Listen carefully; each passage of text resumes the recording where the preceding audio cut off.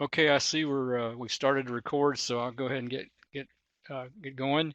Thank you all for joining us today. As Pete said, our topic this morning is or noon today is how livestock eat and understanding grazing animal behavior for improved livestock uh, and resource management. We can learn a lot from watching how animals graze and watching their behavior. Uh, a lot about how much forage is out there and so forth. And we can, by understanding some of these things that they do, we can interpret that behavior and use it for our benefit and management. Uh, One of the first things that's important, I think, to understand is how these animals eat. And this is a young steer calf that we had a sixth grade conservation field day up in Bandera a few years ago, and we were trying to show the kids how these animals eat. And you can see that we've got this calf here, and he's trying to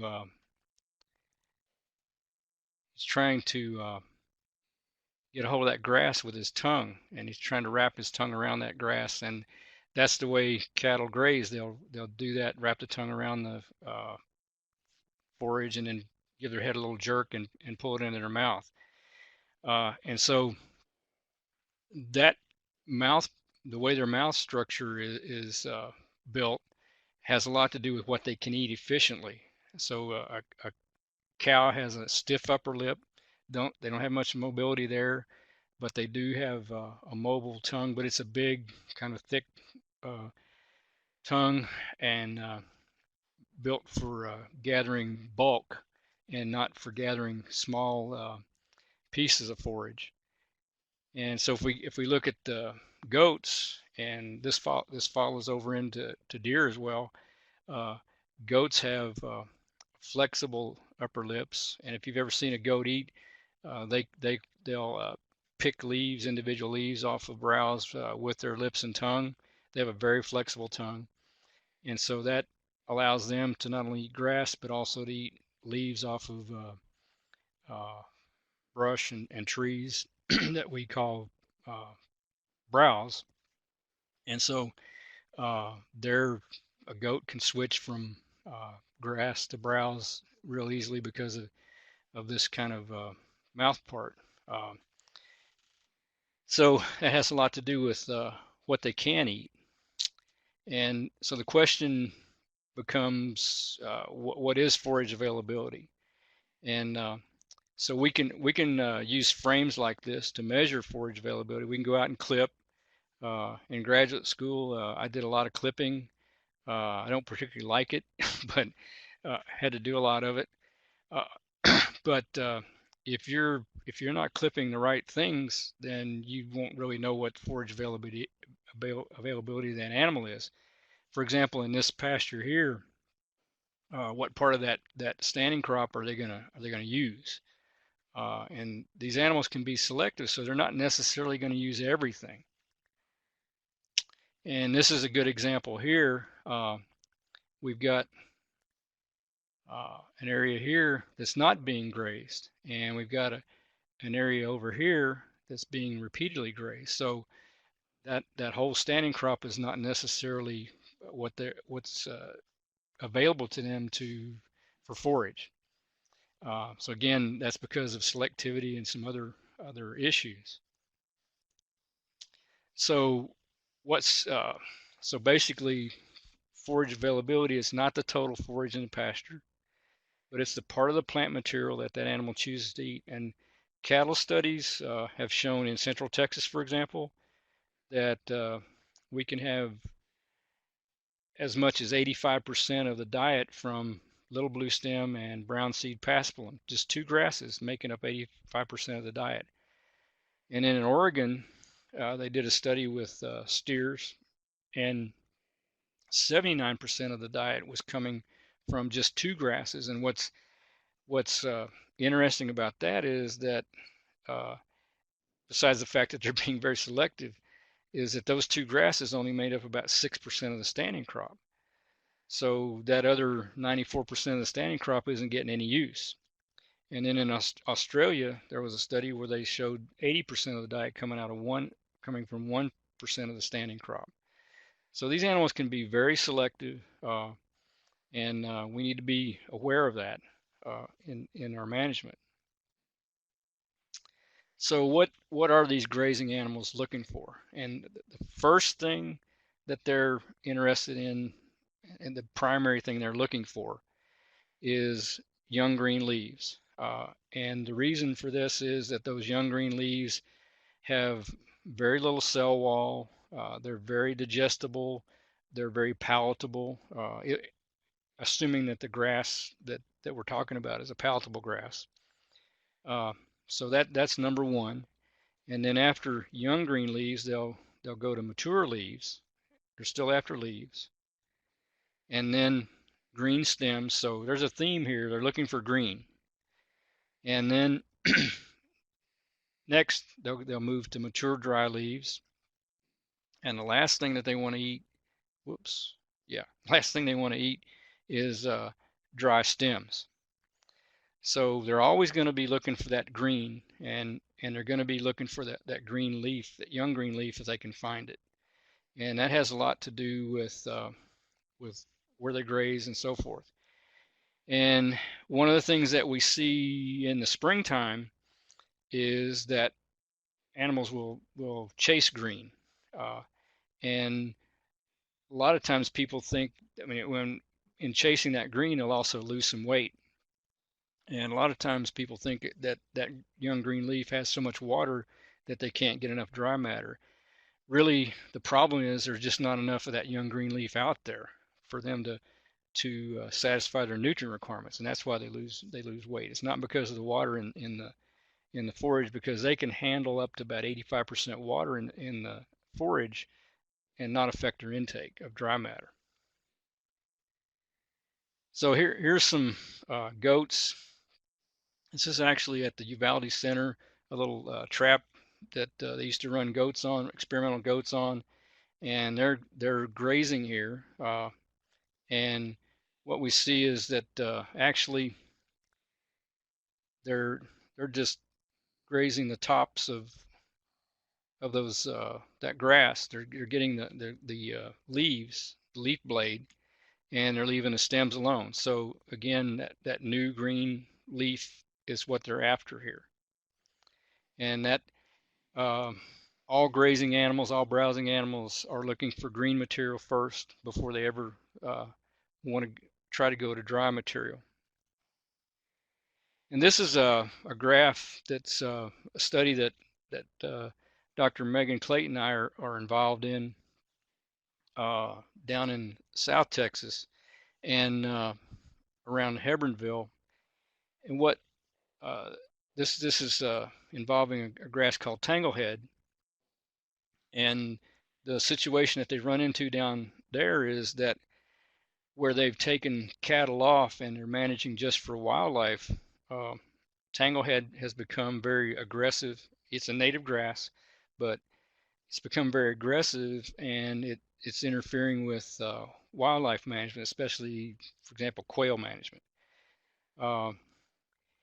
And on places that they've left cattle, they don't have a problem with the tanglehead. And then some places that took cattle off and they bring cattle in from Mexico that don't know what grass is, they won't use the tanglehead for about a year. So one of the things that we're looking at is can we manage the tanglehead with patch burning, where we burn small areas of pastures and get the cattle to concentrate on those areas, because those areas are going to have primarily just young green leaf coming back. They've done some burning down in that area, but and the burning hasn't been very successful. But part of the reason we think it wasn't as successful as we'd like it to be is that they burned the whole pasture, and so they really didn't concentrate use on areas.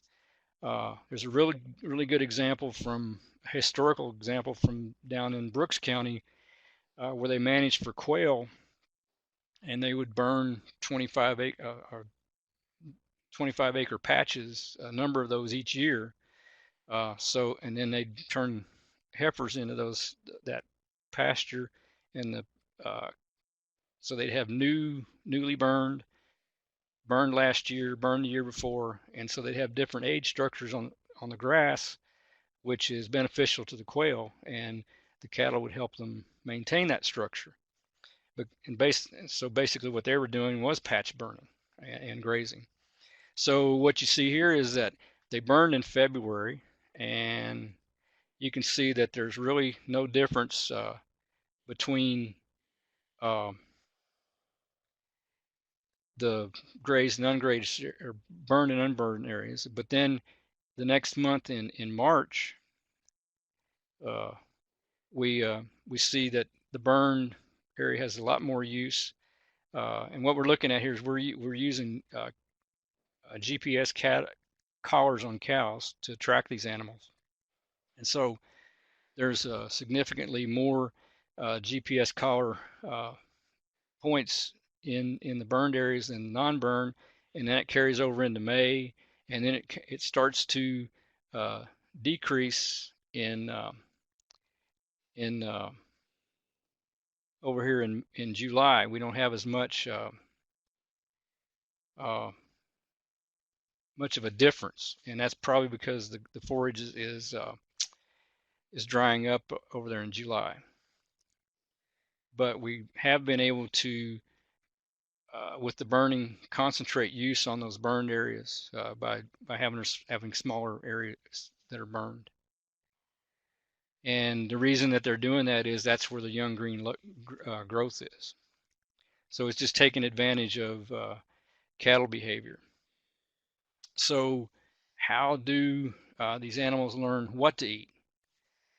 Well, they learn from older animals, and the strongest bond is, as you might expect, from their mothers.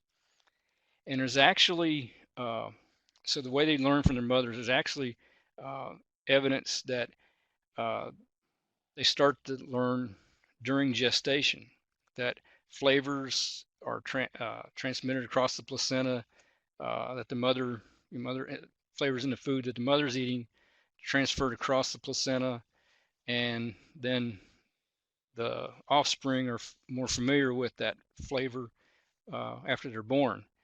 Another way uh, that learning is transmitted is through the milk, and again, uh, flavors in the milk that are transferred from the food familiarize the offspring with that flavor, and then they'll eat.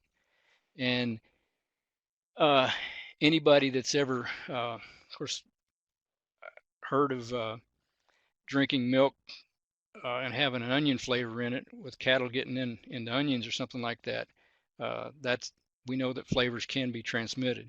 And then the other way that they learn is from observation uh, from their mother. Now, the strongest bond again is with that mother. There have been some studies where they've tried to graft offspring onto uh, other or adult females, and there is a bond, but it's not nearly as strong as that mother to offspring bond. And then another way animals learn is from experience. When typically what happens is, unless animals are just really, really hungry, they'll test new plants sparingly. In other words, they'll try a little bit of it and see if it doesn't cause them any problems, and then if it doesn't, and they like the taste, they'll go back and eat more. Where we get into trouble with inexperience is when with toxic plants, and when animals are very hungry and turned into areas that have toxic plants. And one of the problems there is that these toxic plants tend to green up earlier than other plants do. So again, if you go back to what are they looking for? They're looking for green. They're looking for young green growth. And if that toxic plant is green and there's nothing else green around, they may go to it, especially if they're hungry. These animals can learn to avoid toxic plants. And in fact, good example is over in Val Verde and Kinney counties where they raise sheep and goats. There's a plant over there called coyotillo. It's a shrub. It has a berry on it that's very palatable. The leaves are very unpalatable, but the berries very palatable. And only about 0.2% of body weight is toxic to animals. So ranchers over that area won't buy replacement animals from a ranch that doesn't have that plant. So they want to make sure that those animals know to avoid that plant. And so senses are the most important. In terms of senses, taste is the most important for them to learn how to graze. So when do these animals graze? Well, this is a graph that comes from GPS collars. The collars that we used have counters on them that measure head motion. And what we see here is we've got two major periods of grazing, early in the morning and then typically in the afternoon. And so this is overall cattle grazing across several trials that we ran. And then it's not unusual for these animals to get up around midnight and have a little bit of a snack. And then around midday, we typically see them rest. And so this is kind of a typical pattern overall across all these trials. They were actively grazing about 12 hours a day. So that was the average pattern, which is pretty typical. And we'll see here that it'll change a little bit as we move. So here in this graph, the line, the blue line there, shows us the overall pattern, and then the green bars show us that's the May observations. And then I forgot to say in the previous slide, but that red horizontal line, that is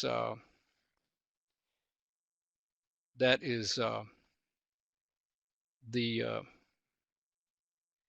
whoops, let me go back. That red horizontal line is where above that line, that's where they're actively grazing, below not actively grazing. So what we see in May here is a little bit of a shift in the pattern. They're grazing a little bit earlier in the morning from 4 a.m. to about 9 a.m. and then they're dropping off about 8 a.m. and then they're having a pretty good rest. They got up around noon a little bit, and then they waited till about 6 p.m. in the evening. And this pattern probably changed because of higher temperatures and maybe some humidity. So they shifted that grazing pattern. Okay, so how does weather affect their grazing? And this is one of the trials that was in August. And what we see here is we've got actually only 8 hours of grazing versus 12 from the overall, and 12 in May. And so we still got the grazing in the morning, grazing in the afternoon, but you see there's a lot of rest at midday. And they start a little bit later here, about 7 o'clock in the morning, and then they quit around 9. So there's only 3 hours in the morning that they're grazing, and then they've got a pretty significant rest period here in the middle of the day. And this is because of temperatures. So they reduced their grazing from about 12 hours back to 8 hours. So one of the things that you can bank on is in August, if you see your cattle up and grazing around 3 o'clock, 2 or 3 o'clock in the afternoon, or around midday to 2 or 3 o'clock in the afternoon during the hottest part of the day, they probably don't have enough forage. Okay, so how do they know where to graze? Well, there's research evidence to suggest that they have a short-term memory. They can remember uh, where they grazed for about 6 to 8 hours and remember that there was either forage in that area or not in that area. And then, in terms of long-term memory, about 21 days. When you turn cattle into a pasture that they don't know very well or they haven't been in for a while, they may have to search for a couple of days and kind of familiarize themselves with the pasture. But typically, once they learn it, they'll retain that long-term memory of where water is and those kinds of things for about 21 days. And then naive animals, when you bring uh, animals in that really don't know the forage, they don't know the terrain, those animals will graze and search more and eat less. They'll walk greater distances. They'll suffer more weight loss because they're eating less and walking greater distances. They're more likely to eat toxic plants, like we mentioned over with the goats, and sheep and goats with Coyotillo in Kinney and Val Verde counties. And if there's a great difference between the terrain and the vegetation of where they came from, it can take up to a year for them to uh, really learn how to graze efficiently in that area. And that kind of backs up what we've been told anecdotally down in around Hebronville when they've brought steers over from Mexico. It's taken them about a year before they start to use the tanglehead. Uh, so uh, that's why you see some people raising their own replacements because they know that they've learned the terrain, they've learned the vegetation from their mothers, and it won't take them they won't have to relearn that. So when you're buying replacements, if you can buy them from as nearly the kind of terrain and vegetation as you have as possible, you're going to shorten that learning curve. Okay, this is a trial that we were involved in where we estimated forage intake, and we separated it by experienced and inexperienced animals, and overall you can see that the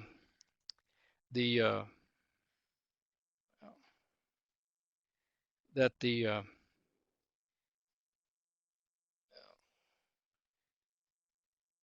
that these experienced animals ate more than the naive animals, and that goes back to that previous slide where we talked about them eating less, walking more, losing weight, and it's because they don't know the vegetation, they don't know the terrain.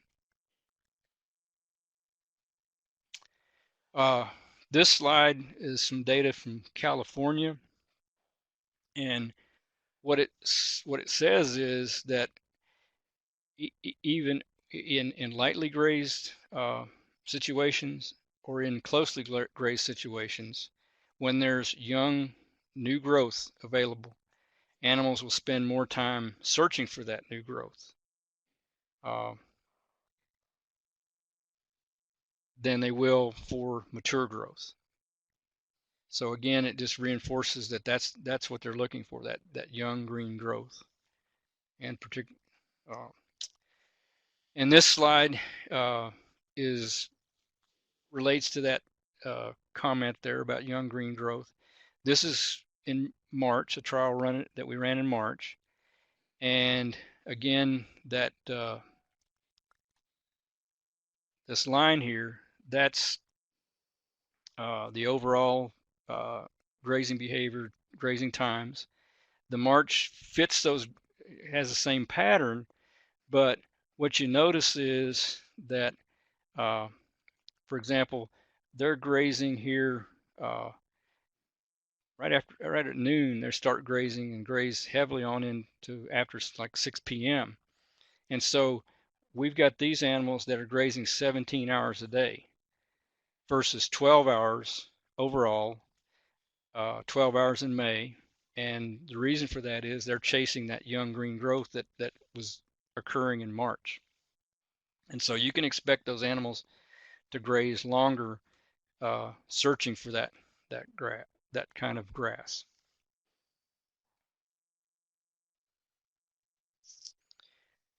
Okay, and this is another example of that young green growth. This was at a place west of Uvalde.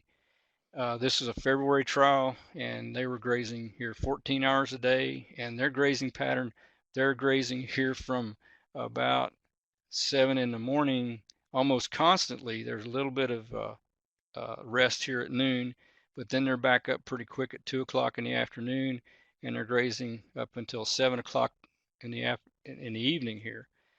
And uh, in that situation, this is a very brushy ranch. It was a dry year, and we made observations on that ranch, and we saw cattle pushing into brush, looking for that short green growth that was starting to grow in January and February of that year. So again, just reinforces how important that young green growth is to them. They'll sacrifice intake uh, for that. Okay, so we've got a quiz question here for you. And the question is, we'd like you to pick one of these three choices. And the question is, if cattle have a choice of what to eat, uh, what is the most browse that you would expect in their diet? And that's if they have a choice.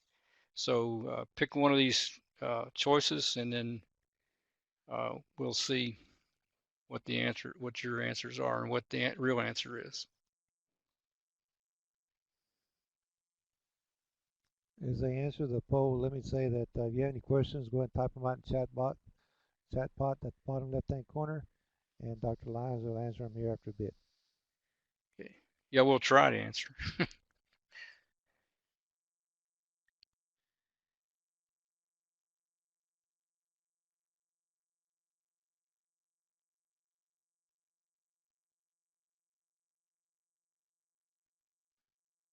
Okay.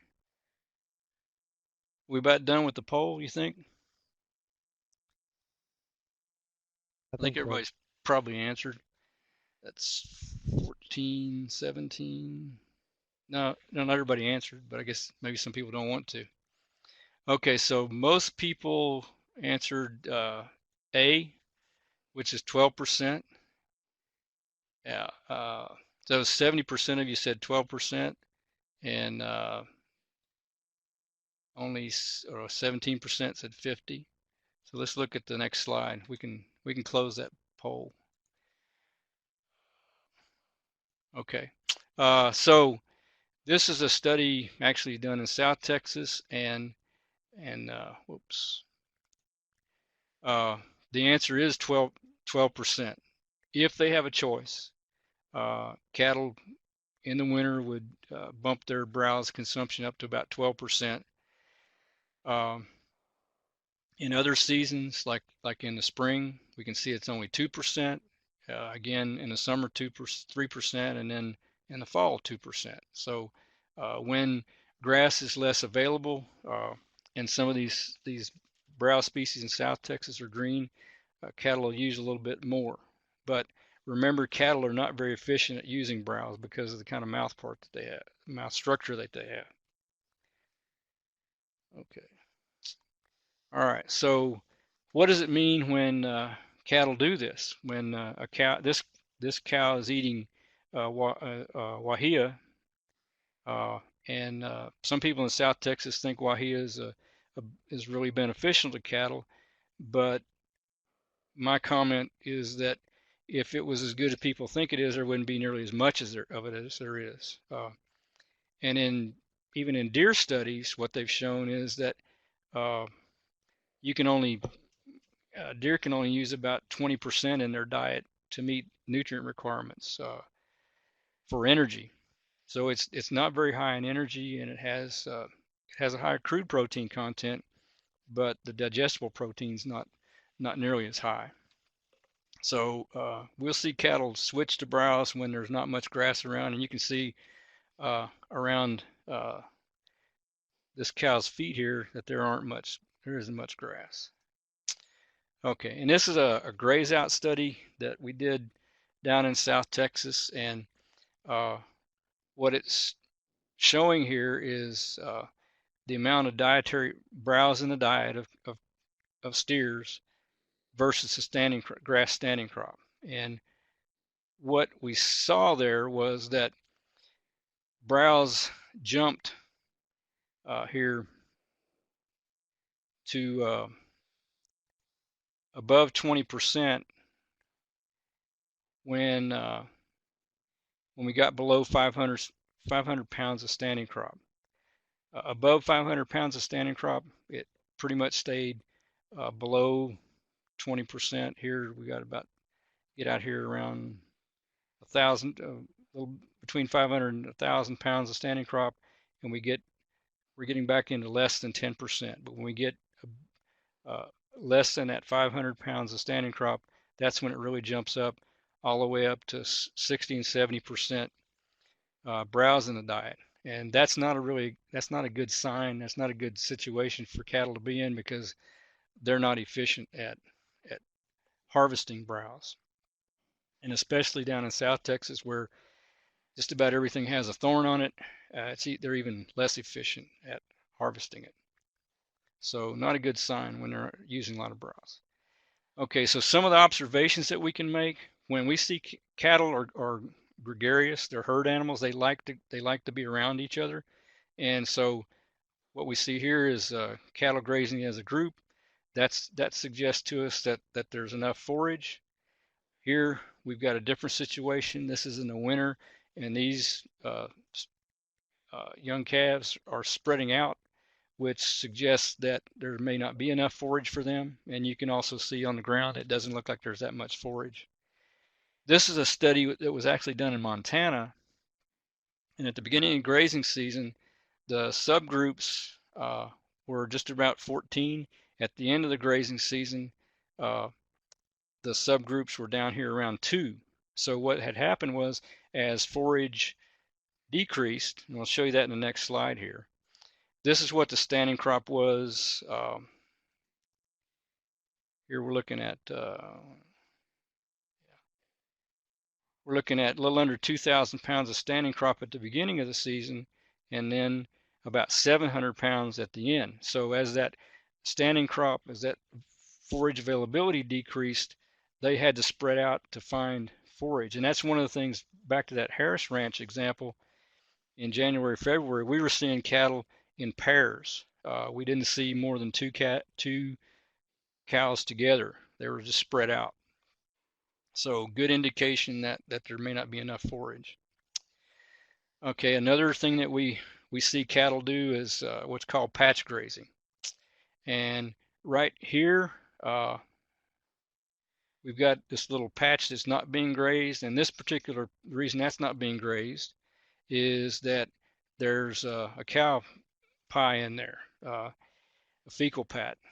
And cattle do not like to eat where they defecate. They don't mind eating where they've urinated, but they'll stay away from where they've defecated for several weeks. And then what happens is that clump uh, becomes rank, and then they avoid it. And uh, this is another example of patch grazing here. We've got these patches here that are being avoided. Here and here, and then in between we've got patches that are being grazed. And these patches develop because it could be differences in palatability between grasses. It could be that it starts with where cattle have defecated, but once those patches get established, they tend to stay.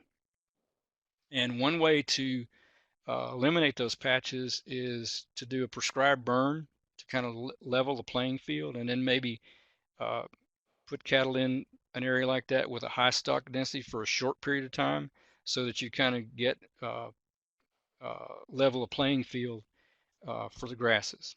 But those patches will tend to stay if nothing's done about them. This is another example of patch grazing. This is a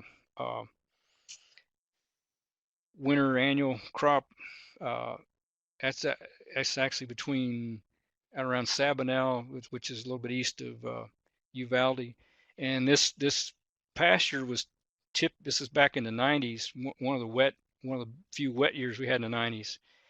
And you can see that we've got these patches forming, and the reason that they're forming is maybe the calves have defecated in those areas and the cattle avoided, and then that grass became rank. But you can see that in between those clumps, they're continuing to graze that new green growth. Typically, they had enough cattle on this area that those patches didn't form. But in this particular year, the forage, they had way more forage than they typically had, uh, and so it kind of got away from them there. Just another example of how important that young green growth is. So let's take a look at supplemental feeding and how that affects grazing. Uh, this is a study that was done around San Angelo, and we're looking at protein feeding here. Feeding a protein supplement that has 30% or better crude protein. When they fed daily, there was a high disturbance level among the cattle. Dominant cows kept others away. Then they looked at a 3 times per week feeding. The cattle were quieter, less aggressive. And then they looked at a once a week feeding interval. And when they used the once a week feeding interval, uh, the cattle didn't come to feed quickly. The first cows left with feed still available, and then the late cows ate without any challenge. But this has to, if you do this kind of feeding, it has to be done with a high protein feed. You can't do it with a high energy feed, because if you do that, you'll throw the rumen off, you'll acidify the rumen, you'll destroy the fiber fermenting microbes in the rumen, and throw the cattle off feed. But it is a way to reduce labor. It is a way to change the behavior of the animals, and it is a good method. So the next poll question is, does the time of day cattle are offered supplemental feed affect grazing? And you choose yes or no here. So does it matter what time of day you feed?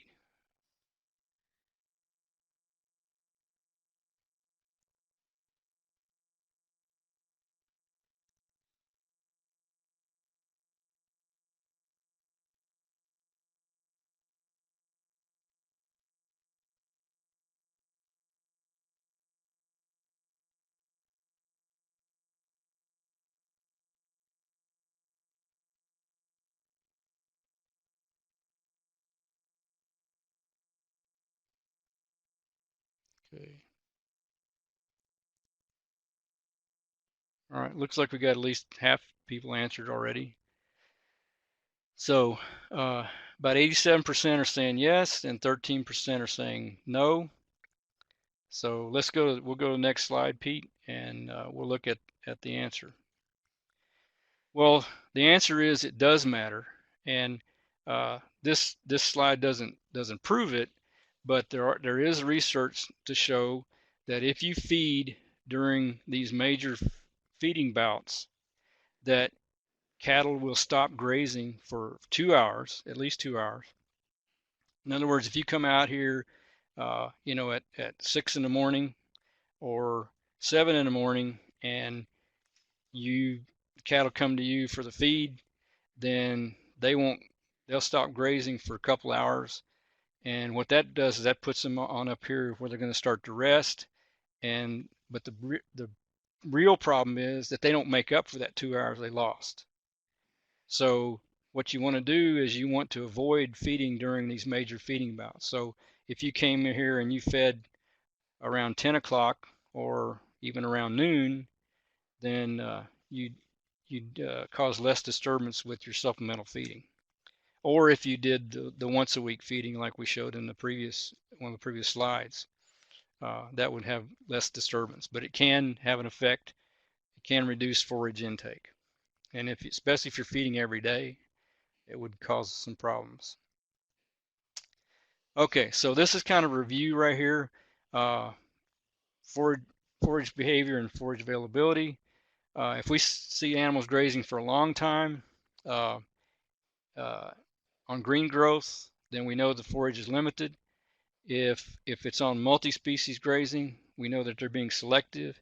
And for lactating animals, we expect them to graze uh, longer because they have a higher intake need. So these two situations on the multi-species grazing and on the being selective and on limited forage, those two could be a problem. Okay, group size. If we've got easy topography, we expect them cattle to graze in groups of about 20 to 30. When that topography becomes rough, they break up into 6 to 10. Uh, and if forage is adequate, we expect them to graze the herd as individuals or in groups of two when forage is limited. Uh, so those are things that you want to watch for. If they really start to spread out, and they normally would be in bigger groups, forage availability is becoming a problem. Midday grazing, hot summer, that's an indication that forage is limited, and if you have some summer overcast days, uh, they may be making up for those hotter days, and so that could be normal, but under overcast situations. Intense browsing, not a good situation with cattle. Indicates forage is limiting. So what we recommend in terms of these observations is they can offer insight. Uh, Limited forage availability. We may need to give animals more area to graze. We may need to reduce the stocking rate or stock density. We may need to think about weaning early if we can't do can't give them more area to graze. Buy replacements from areas that with similar topography and plants, and supplemental feeding. Feed at midday, and feed an all-natural high protein once a week is an option. So I'm going to pause here, see if we have some questions that I can answer or try to answer. Yes, sir.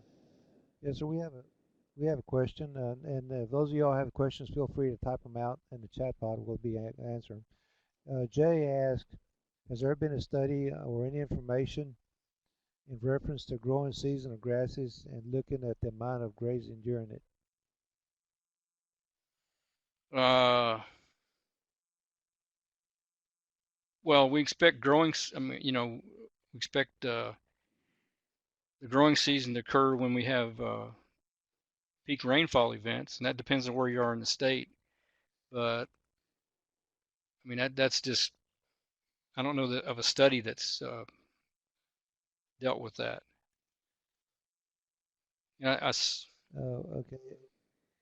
Okay, Kathy said this seems backwards.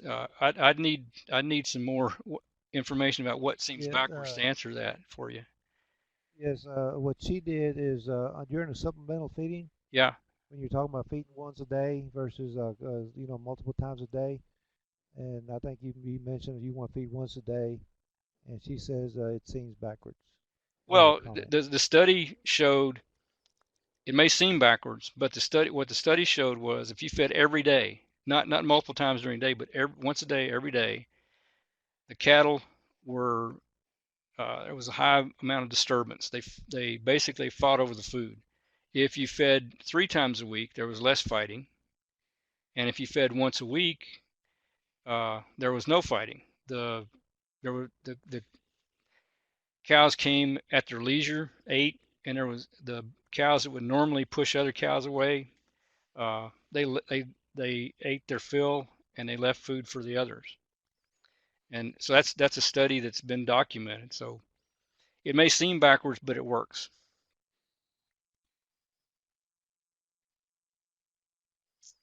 Okay. So she mentions feeding every day makes them fight more. The question. Yes, feeding them every day makes them more aggressive. Yeah.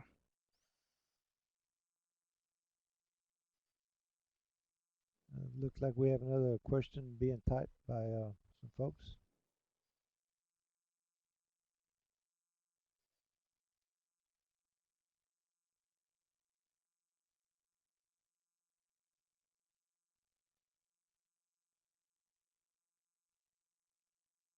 Uh, Brittany says less feed at one time for the cattle and feed every day. That is his question.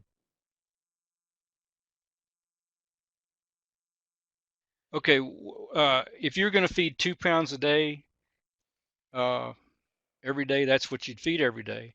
But if you're feeding one, I'm not sure I'm answering the question, but if you fed once a week, you'd take what they were going to eat for the whole week in supplemental feed and a high protein supplement. So if it's 2 pounds a day, it'd be 14 pounds per cow for that one day. That's what you'd put out. FS asks a question: is how much time does it take forage to pass through the rumen, green and dry? Okay, if it's dry, it takes longer. I mean, green stuff can pass through in maybe 24 hours. The drier stuff would take longer because it takes longer for that to be broken down. But 20, I mean, you can have some things passing through in 24 hours, some maybe 48, some up to 96.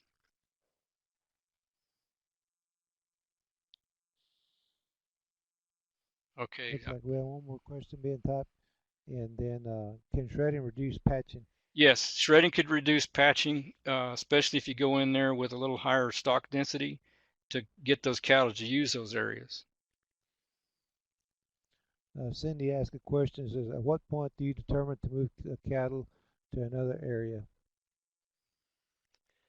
Uh, when you think that they don't have enough forage there, or they're abusing the forage that they have, that's another point. Whether they're overusing it. So it takes some observation of their behavior and also what they're eating. In other words, if you wanted to keep yellow Indian grass in your pasture and you saw them really using that hard, that would be a good time to move them. So that's part of the art of grazing management, more art than science.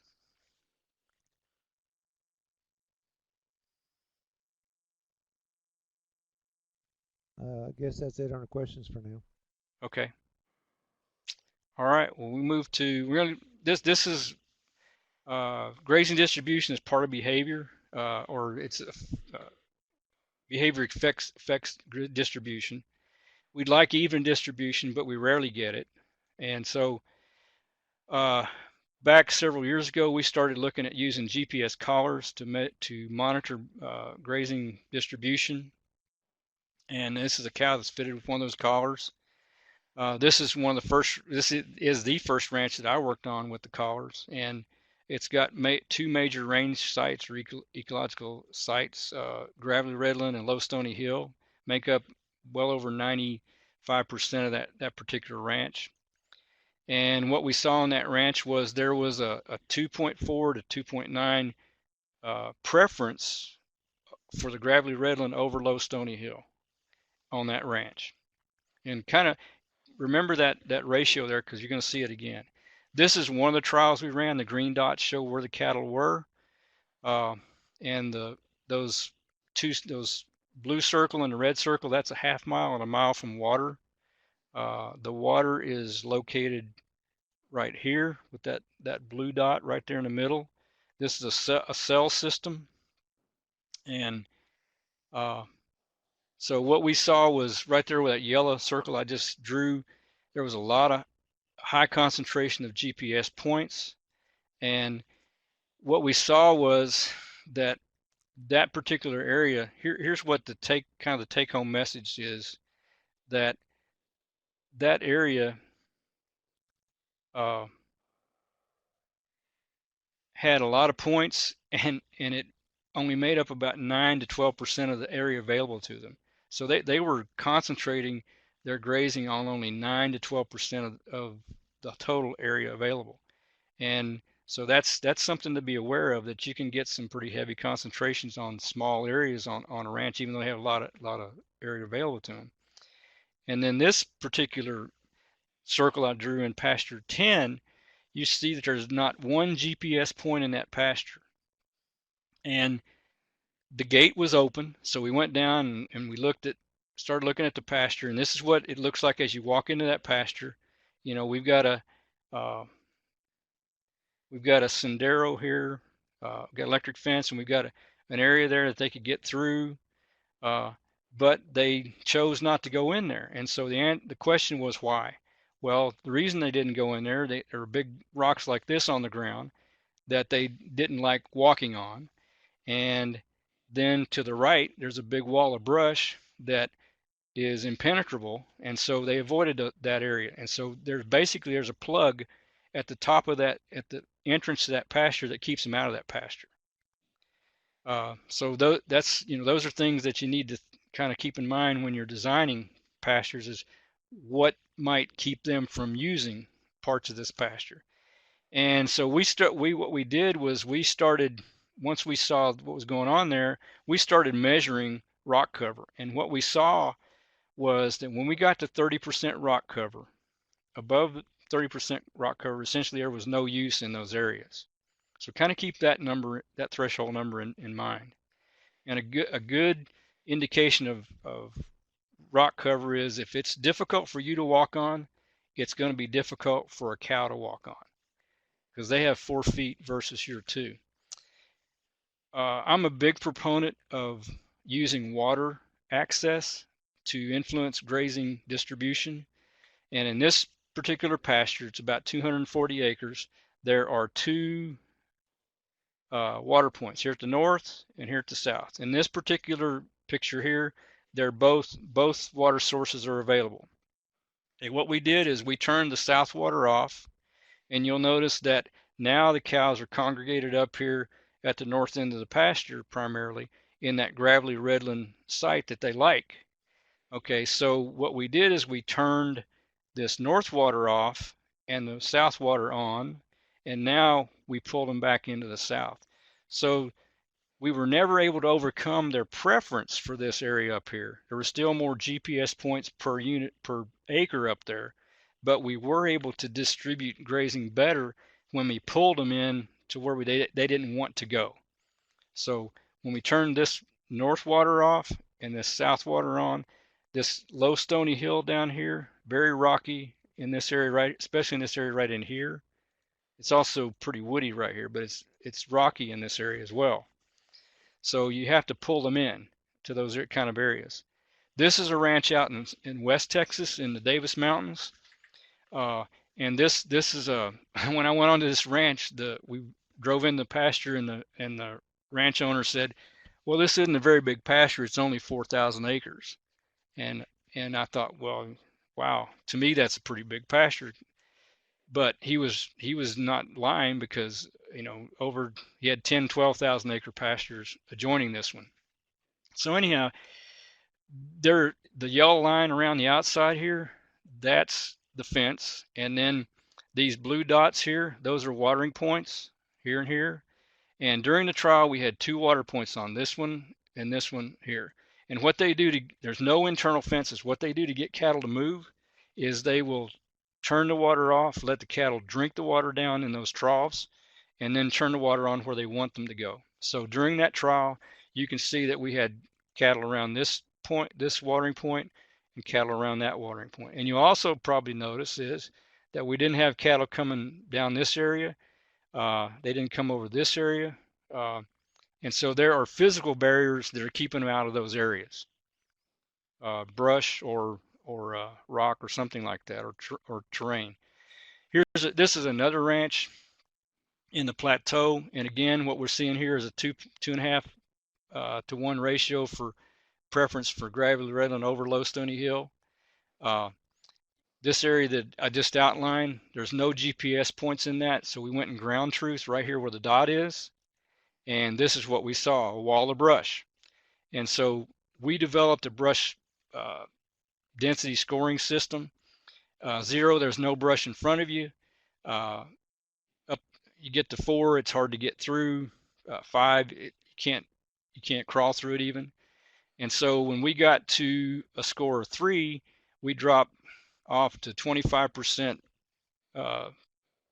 use in those areas. And we got into 4 where it's really dense. You can break through if you want to, but it's going to be difficult. No GPS points in those areas. So brush density at ground level is an issue in terms of grazing distribution. Okay, this is a study that was done when GPS started coming out. Did this down in South Texas. Took this Lawson aerator and knocked the brush down in a pattern that was GPS in the pasture. And the green dots show where the cattle were. And this slide probably already gives it away what happened. But what happened was the cattle basically outlined the state of Texas, which is where the Lawson aerator had been used. But you'll notice that even though the brush had been knocked down, we've got areas right here and here where we don't have any GPS points. You'll notice that right here over in New Mexico, the points are way less dense than they are over here on the Texas side. And what we saw was in that particular study, there were 4 times more GPS points inside the Texas map than outside the Texas map in the same pasture. So knocking that brush down pulled the cattle in, made the forage more available to them, changed their behavior. Right here, where I drew that circle, no GPS points. We ground truth. This is a sub shrub that grows down in South Texas, down around Alice. It's called Tettalentia. It's not palatable, so they stay out of that area. So uniform grazing distribution is a tough thing to accomplish, but there are lots of things that affect it. Okay, so forage preference, that's another thing that affected it on that particular ranch. What we saw was in grazed areas, we had 6 different grasses that made up more than 30% of the composition. In ungrazed areas, there was only 1 grass that made up that much of the composition, and it was 3-on. So they were avoiding the 3-on areas because it's an unpalatable grass. Okay, slope is another thing that can affect grazing distribution. Here, this is again back out there in West Texas, and by the time we got to 11% slope here, we accounted for 95% of the GPS points. And if you go to a range management textbook and you look up how does slope affect cattle use, 10% is where the breaking point is. So this is a textbook example of the fact that cattle don't particularly like slopes. I'm not saying they won't go up there, because we had some cattle that were up here at 29% slope, but very few points at that kind of slope. Back to that this Evers Plateau Ranch. Here over in the corner, we've got an area with no GPS points, and if we look at this on the ground, this is what it looks like. Back here, we've got some brush density, but here in the foreground, they're not great. This is where they're not grazing. They're not grazing any of this. And so brush is not, I mean, I'd give this a brush score of maybe 1. So brush isn't keeping them out, but this is what's keeping them out, the rock on the ground. And so if we looked at percent rock cover, and what we saw was when we had greater than 28% rock cover, 88% of those points or those places had no use in them, no GPS point in those areas. And if we look back at the original ranch that we worked on, 30% was the threshold. So that threshold holds up pretty well across ranches, because that was 2 different ranches, 4 years apart, different cattle, different breed of cattle. This is another ranch in the Evers Plateau, 1,400 acres. We've got 50% of this is steep rocky range site, which is pretty rough, pretty rocky. And I'm kind of speeding up here because I'm watching the clock. And okay, here, this slide, this shows where the cattle went, the GPS points. They spent 7 days in each of these 3 pastures. And you'll notice that in none of these pastures do we have even grazing distribution. We've got these low stony hill tops that they did not go up on, because they're surrounded by these steep rocky sites. And this particular one right here, they had cleared this top. The landowner had cleared the top. I'm not sure why, but I'm going to show you this one in 3D. And so this is what it looks like in 3D. Here's that area. And so you can see that we've got slope, and you can see that the brush density is pretty low, but we've got slope, and we've also got rock cover here. So that slope and that rock cover, we're keeping those cattle from using that top there. And on this particular ranch, we estimated that 39% of the total area was used by the cattle. 41% of the GPS points were on 9% of the area. The stocking rate that the lessee was using, or for the 1,400 acres, was 21 acres per cow. But based on the 39% area used, the stocking rate would be more like 9 acres per cow. So way more stock density, or a higher stocking rate than the lessee thought he had. On this particular ranch, it would be difficult to improve the grazing distribution because of these low stony hills. Cattle just aren't going to use them. So in those cases, we have to think about using, okay, what are those areas best suited for? So I'm going to stop again here. We're at 1 o'clock by my clock. So if there are any questions, I'll try to answer them real quickly so we don't hold you all up. As they're typing out the questions, what I'm gonna do is I'm gonna put out a web link out there. Is a survey. If y'all don't mind, please answer the survey, and it'll help us improve everything. And actually, after I put this thing out, it might cover up your screen. If it covers up your screen, just look down your taskbar. You see a little green icon with like 3 little fellers. Just click on it, and the screen will come back. So, with that, as y'all type the questions and do that, let me say that Dr. Lyons, thank you for being here. Really good information and topic. And our next session is going to be December the 4th. Dr. Megan Clayton is going to be our speaker, and she's going to be talking about planting native, using herbicides to prepare seed beds and maintaining native reseeding in Texas. And that will be a 1-hour CEU for IPM for those of you that need CEUs. Come back. So now, with that said and done, we'll wait on those questions.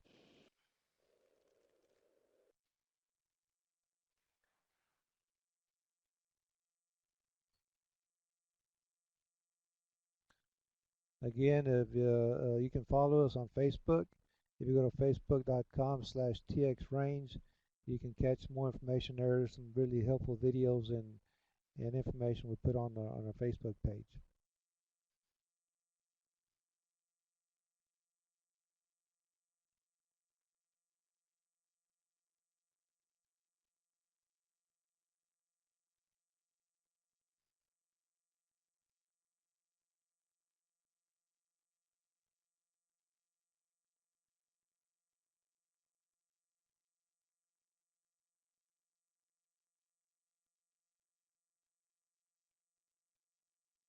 Dr. Lyons, I don't see many questions coming in. Do you see any?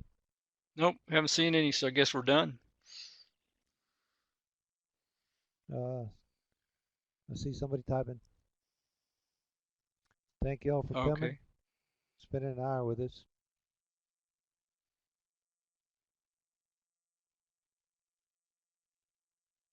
Yes, thank you. Thank you very much.